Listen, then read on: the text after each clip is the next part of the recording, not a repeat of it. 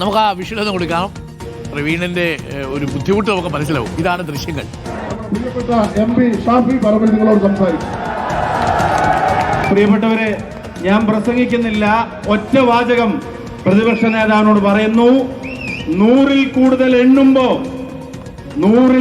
എണ്ണുമ്പോ കുറ്റ്യാടി എണ്ണിക്കോളൂ എന്ന് ഈ വേദിയിൽ പറയുന്നു. അഭിവാദ്യങ്ങൾ.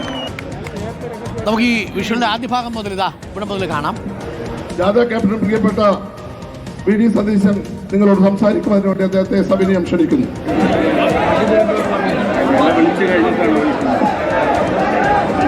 കേട്ടല്ലോ, അതാണ് യഥാർത്ഥത്തിൽ അതിനകത്തെ സംഭവം.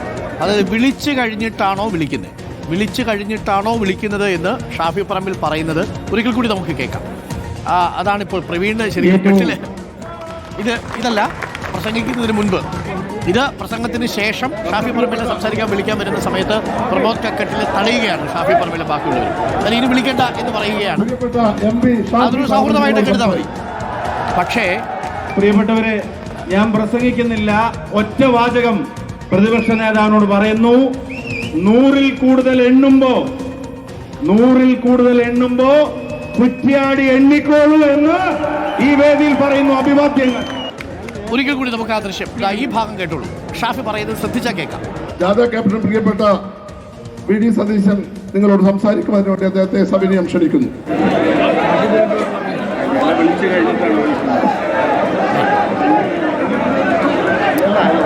വിളിച്ചു കഴിഞ്ഞിട്ടാണോ വിളിക്കുന്നത് എന്ന ചോദ്യത്തെ നമുക്ക് എങ്ങനെ വേണമെങ്കിലും വിളിച്ചു കഴിഞ്ഞിട്ടാണോ വിളിക്കുന്നത് എന്ന് ചോദിച്ചു കഴിഞ്ഞാൽ അതൊരു ഓർമ്മപ്പെടുത്തലായിട്ട് വേണമെങ്കിൽ എടുക്കാം, സൗഹൃദത്തിൽ വേണമെങ്കിൽ എടുക്കാം, പരിഭവമായിട്ട് എടുക്കാം. അതൊക്കെ എടുക്കുന്നവരുടെ ചോയ്സുണ്ട്. പക്ഷേ അങ്ങനെ പറഞ്ഞു ഷാഫി.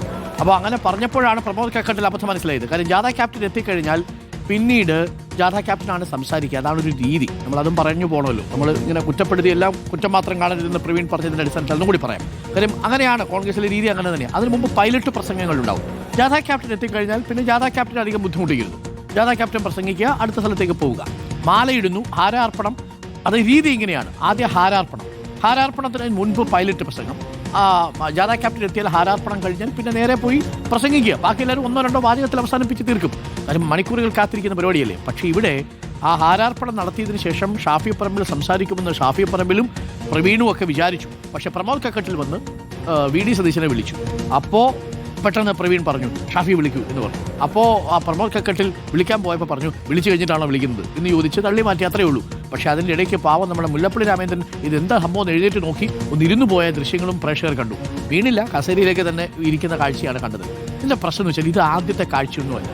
അത് കോൺഗ്രസ് ജനാധിപത്യ പാർട്ടി ആയതുകൊണ്ടാണ്. ജനാധിപത്യ പാർട്ടിയായ കോൺഗ്രസ് കോഴിക്കോട് മുമ്പും ഇങ്ങനൊരു സമാന ദൃശ്യം നമുക്ക് തന്നിട്ടുണ്ട്. പ്രേക്ഷകർ ഓർമ്മിക്കുന്നുണ്ടാവും. 2025 ഏപ്രിൽ 12 ഇതായിരുന്നു ആ സംഭവം. DCC ഓഫീസിൻ്റെ ഉദ്ഘാടന വേദി. ഇതിനേക്കാളൊക്കെ വലിയ വിഷ്വൽസ് ഉണ്ട്. നമ്മൾ അങ്ങോട്ടൊന്നും പോകുന്നില്ല. തൊട്ടടുത്ത് നടന്ന സംഭവം. പക്ഷേ ഇതിനൊരു പ്രത്യേകതയുണ്ട്. അതിനുശേഷം വേദിയിലെ തിക്കും തിരക്കും തള്ളിക്കയറ്റം ഒഴിവാക്കാൻ വേണ്ടിയിട്ട് ഒരു മാർഗനിർദ്ദേശം വരുന്നു. ഇതായിരുന്നു സംഭവം. അങ്ങോട്ടും ഇങ്ങോട്ടും ഒക്കെ തള്ളി അവസാനം KPCC പ്രസിഡന്റ് സുധാകരൻ പുറകിലാവുന്ന സാഹചര്യം, പിന്നെ വിളിച്ചു കയറ്റുന്ന സാഹചര്യം ഒക്കെ ഉണ്ടായി. ആകപ്പാടെ അത് മൊത്തത്തിൽ അതിൻ്റെ ഒരു പകിട്ട് ആ തിക്കും തിരക്കും അന്ന് കളഞ്ഞ വാർത്തയുണ്ടായിരുന്നു. അതിനുശേഷം ഒരു മാർഗനിർദ്ദേശവും അന്ന് ഉണ്ടായിരുന്നു. ഇത് ഏപ്രിൽ 12, 2025. പക്ഷേ അതൊന്നും കണ്ടിട്ടൊന്നും പഠിച്ചില്ല എന്നുള്ളതാണ്. ആധിപത്യ പാർട്ടിയല്ലേ, ഇതൊക്കെ ഉണ്ടാവും. നമുക്കൊപ്പം സിനോയ് തോമസും ഒപ്പം VS രഞ്ജിത്തും ഉണ്ട് എന്നാണ് ഞാൻ മനസ്സിലാക്കുന്നത്. രഞ്ജിത്താണ്. അപ്പോൾ VS Ranjith, good morning VS Ranjith. അപ്പോൾ കാര്യങ്ങൾ നമ്മൾ പ്രേക്ഷകരെ വിശദീകരിച്ചു. അവിടെ ഷാഫി പറമ്പിൽ പറയുന്ന കാര്യം അതിനകത്ത് കേൾക്കുന്നുണ്ട്. വിളിച്ചു കഴിഞ്ഞിട്ടാണോ വിളിക്കുന്നത് എന്നുള്ളതാണ് യഥാർത്ഥത്തിൽ പ്രവീൺ കൊണ്ട് വിശദീകരിക്കാൻ പറ്റാതെ സംഭവം കയ്യിൽ നിന്ന് പോയി ഇല്ലേ?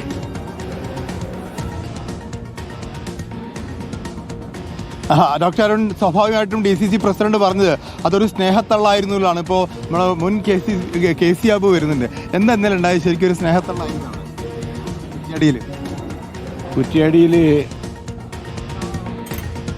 അടുത്ത പോയിന്റിലേക്ക് എത്തിച്ചേരാനുള്ള സമയം വളരെ വൈകിയിരുന്നു. വഴിനീളെ അതിഗംഭീരം ആവേശമലതല്ലുന്ന സ്വീകരണങ്ങൾ ഏറ്റുവാങ്ങി പേരാമ്പ്രയിലെത്താൻ തന്നെ സമയം വൈകിയിരുന്നു. ആ വേദിയിൽ ഷാഫിയെ വിളിക്കാമായിരുന്നില്ലേ? അപ്പോൾ അടുത്ത വേദിയിലേക്ക് പോകാനുള്ള സമയം അതിക്രമിച്ചിരിക്കുന്നു. അതുകൊണ്ട് ആദ്യം തന്നെ ജാഥാ നായകനായ VD സതീശനെ ക്ഷണിച്ചു. അപ്പം അതിനു മുമ്പ് ഷാഫി സംസാരിക്കാമായിരുന്നു.